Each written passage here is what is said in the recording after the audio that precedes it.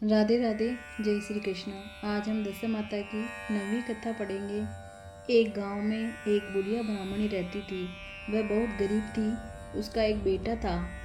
एक दिन वह अपने बेटे से बोली, बेटा कुछ ऐसा काम करो जिससे 4 पैसे की आमदनी हो और हम दोनों का जीवन निर्वाह हो। अब मेरे तो बुढ़ापे के कारण हाथ पैरों ने जवाब दे दिया है। तब उसका लड़का गांव वालों के जानवर चराने लगा। एक दिन लड़का पशुओं को पानी पिलाने नदी पर ले गया। वहाँ पर महिलाएं स्नान करके दशा माता का गंडा ले रही थी। उनके पास एक गंडा बच गया था। उनमें से एक स्त्री ने कहा कि इस लड़के से पूछो कि ये किसका है। यदि ये उच्च वर्ग का है तो बचा हुआ गंडा इसी को दे देंगे। तब एक स्त्री एक लड़के के पास जाकर पूछने लगी, तुम्हारे घर में कौन कौन है। लड़के ने बताया कि केवल मेरी बुढ़िया माँ है। उस स्त्री ने फिर पूछा, तुम्हारी जाति क्या है। लड़के ने बताया कि मैं ब्राह्मण हूँ, परंतु कोई काम न मिलने के कारण गाय चराता हूँ। स्त्रियों ने लड़के को एक गंडा देते हुए कहा कि तुम इसे ले जाकर अपनी माता को दे देना और कहना कि इसका पूजन और व्रत करे। हम तुम्हें सीधा और पूजा की सामग्री भी देते हैं, इसे भी अपनी माता को दे देना। लड़के ने उनसे गंडा ले लिया। फिर सब स्त्रियों ने उसे सीधा भी दिया।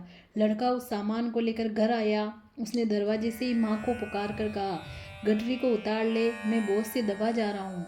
उसकी माँ आवाज़ सुनकर दौड़ी आई। बोझे को उतारा गया। गठरी में सीधा देखकर माँ बहुत प्रसन्न हुई। माँ ने बेटे से पूछा, ये सब कहाँ से लाए हो। लड़के ने माँ को सब समाचार सुनाकर दशा माता का गंडा भी दे दिया। बुढ़िया ने गंडे को माथे से लगाया और उसी दिन से व्रत करने लगी। 9 दिन तक कथा कहानी कहती रही। 10वें दिन उसने गंडे के पूजन की तैयारी शुरू की। वह देहरी के बाहर गोबर से लीप रही थी कि उसी समय एक बहुत ही गरीब बुढ़िया आकर बोली कि क्या कर रही हो बहन। उसने जवाब दिया कि आज मेरे घर पर दशा माता का पूजन है, इसलिए लीप रही हूँ। उस बुढ़िया रूपी दशा माता ने कहा कि मुझे बहुत प्यास लगी है, थोड़ा सा पानी पिला दो। इस पर लड़के की माता बोली, मैं तो मिट्टी के बर्तन से पानी पीती हूँ, मेरे यहाँ लोटा लोटिया कुछ नहीं है, तुमको पानी किसमें भर कर दूँ। एक कटोरी ही मेरे घर में है, पता नहीं वह कहाँ पड़ी होगी। जरा तुम ठहरो, मैं कटोरी ले आऊँ तब तुमको पानी पिलाऊंगी। बुढ़िया हाथ धोकर अंदर कटोरी लेने गई। इसी बीच दशा माता, जिन्होंने बुढ़िया का रूप धारण कर रखा था, उसकी गड़ोंची पर एक सोने का घड़ा रखकर अंतर ध्यान हो गई। बुढ़िया कटोरी लेकर गड़ोंची के पास गई। वहाँ गड़ोंची पर सोने का घड़ा देखकर बुढ़िया घबराई। वह मन में सोचने लगी, मुझे बुढ़ापे में चोरी लगेगी, मैं चोर कर लाऊंगी। वह इसी चिंता में दशा माता रूपी बुढ़िया को खोजने निकली। तब तक उसका लड़का भी घर आ गया था। उसने माँ से पूछा, तुम किसे खोज रही हो। उसने बताया, अभी एक जीर्ण अवस्था वाली बुढ़िया आई थी और यहाँ सोने का घड़ा रखकर न जाने कहाँ चली गई। लड़के ने बताया, वही तो दशा माता थी, उन्होंने तुमको ये घड़ा दिया है। दोबारा फिर कभी वह आए तो उनके स्वागत में कोई कमी नहीं करना और उनकी आज्ञा का पालन करना। जब तुम नदी पर नहाने जाओ तो तुम्हें नदी घाट पर जो भी चीज़ मिले उसको दशा माता का प्रसाद समझ कर ले लेना। किसी से ये पूछताछ मत करना कि यह चीज़ किसकी है, यहाँ कहाँ से आई है। बुढ़िया नदी में नहाकर निकली तो उसे सोने का घड़ा दिखाई दिया और उसके पास ही अच्छे वस्त्र रखे थे।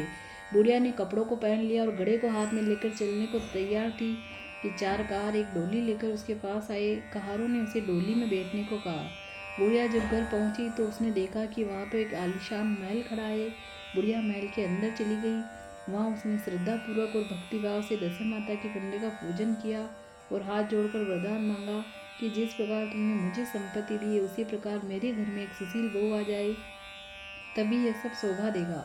कुछ दिनों बाद लड़के का विवाह हो गया और बहुत ही सुंदर व सुशील बहू बुढ़िया के घर में आ गई। बुढ़िया ने दोबारा दशा माता से वर मांगा कि जैसे मेरे बेटे बहू सुशील है, सज्जन है, उसी प्रकार के मैं पौत्र पाऊँ। कुछ दिनों बाद बुढ़िया के यहाँ एक पौत्र रूपी रत्न पैदा हुआ। एक दिन बुढ़िया ने अपनी बहू को पास बैठाकर समझाया कि मेरी ये सब संपत्ति दशा माता की प्रदान की हुई है, उन्हीं की कृपा से तुम इस घर में आई हो। मेरे मर जाने के बाद यदि कोई मेले कुचले कपड़े धारण किए बुढ़िया तुम्हारे घर आए तो उसका श्रद्धापूर्वक स्वागत करना। यदि उसकी नाक बहती हो तो उसे आंचल के छोर से पोंछ डालना, घिन्न मत करना, उससे प्रार्थना करना, यह सब आपका ही दिया हुआ है। तो जब भी दशा माता का गंडा पड़े तब तुम उसको भी अवश्य लेना और श्रद्धापूर्वक उसका पूजन करा।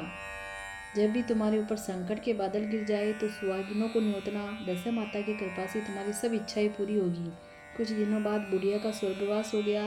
दशा माता ने सोचा कि बुढ़िया के घर चलकर देखना चाहिए कि उसकी बहू सास के वचनों का पालन करती है या नहीं। एक दिन दशा माता वृद्धा भिखारिणी का वेश धरकर उसके घर गई। उसे देखते ही बहू खड़ी हो गई, उसके पांव छुए और बालक को उसकी गोद में डाल दिया। उसकी श्रद्धा भक्ति से दशा माता बहुत ही प्रसन्न हुई। उन्होंने आशीर्वाद दिया, तेरी धर्म बुद्धि है, भगवान तेरा सदैव कल्याण करेंगे, भंडार भरपूर रहेगा, तू जो इच्छा करेगी वह तुझे अवश्य प्राप्त होगी। हे माता रानी दशा माता, जैसी कृपा आपने बुढ़िया ब्राह्मणी पर की वैसी कृपा सभी भक्तजनों पर बनी रहे।